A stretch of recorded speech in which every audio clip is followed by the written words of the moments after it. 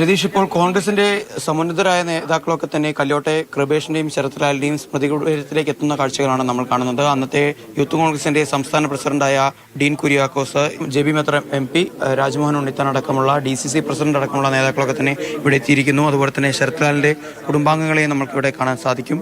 അപ്പോൾ അത്തരത്തിൽ വലിയ തോതിൽ പ്രവർത്തകർ ഇവിടെ കേന്ദ്രീകരിക്കുന്ന ഒരു കാഴ്ചയാണ് നമ്മൾ കാണുന്നത്. എന്നാലും അല്പസമയത്തിനകം തന്നെ ഇത്തരത്തിലൊരു വിധിക്കായുള്ള കാത്തിരിപ്പിലാണ്. ഇപ്പോൾ അന്നത്തെ യൂത്ത് കോൺഗ്രസ് സംസ്ഥാന പ്രസിഡന്റായിട്ടുള്ള ഡീൻ കുര്യാക്കോസ് നമ്മളോടൊപ്പം ചേരുകയാണ്. കാത്തിരുന്ന വിധിക്കാണ് ഇനിയിപ്പോൾ അല്പസമയത്തിനകം നമ്മൾ കേൾക്കാൻ പോകുന്നത്. മാർക്സിസ്റ്റ് പാർട്ടിയുടെ അരുങ്കൊല രാഷ്ട്രീയത്തിനെതിരെ വലിയ പ്രതിഷേധം കേരളത്തിലെമ്പാടുമുണ്ട്.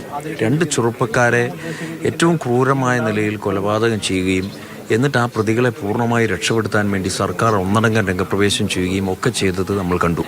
അതിനെല്ലാം ഏറ്റ ഒരു തിരിച്ചടിയായിരുന്നു കഴിഞ്ഞ ദിവസത്തെ വിധി പ്രസ്താവന. CPM-ന്റെ അന്നത്തെ സിറ്റിംഗ് MLA ഉൾപ്പെടെ കേസിൽ പ്രതിയായി. ഈ ഘട്ടത്തിൽ ഇത്തരത്തിലുള്ള അക്രമ രാഷ്ട്രീയം കേരളത്തിൽ അവസാനിക്കണമെന്ന് ഉറച്ച മനസ്സുള്ള എല്ലാവരും ഇന്നത്തെ ദിവസത്തിന് വേണ്ടി കാത്തിരിക്കുകയാണ്.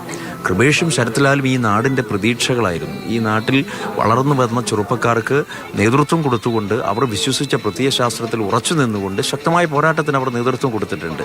ജനാധിപത്യപരമായ അവരുടെ അവകാശത്തിന് വേണ്ടി അവർ പോരടിച്ചിട്ടുണ്ട്. പക്ഷേ അവരെ ഇല്ലാതെയാക്കുക എന്നുള്ള ഏറ്റവും ഫാസിസ്റ്റ് നടപടിയാണ്, നീചമായ നടപടിയാണ് മാർക്സിസ്റ്റ് പാർട്ടി ചെയ്തത്. കൊന്നവരും കൊല്ലിച്ചവരും നിയമത്തിന് മുൻപിൽ ശിക്ഷിക്കപ്പെടുക എന്നുള്ളതാണ് ഇന്ത്യയുടെ നീതിന്യായ വ്യവസ്ഥയിൽ, നിയമവ്യവസ്ഥയിൽ നമ്മളെല്ലാവരും പ്രതീക്ഷയർപ്പിക്കാനുള്ള ഏറ്റവും പ്രധാനപ്പെട്ട കാര്യം.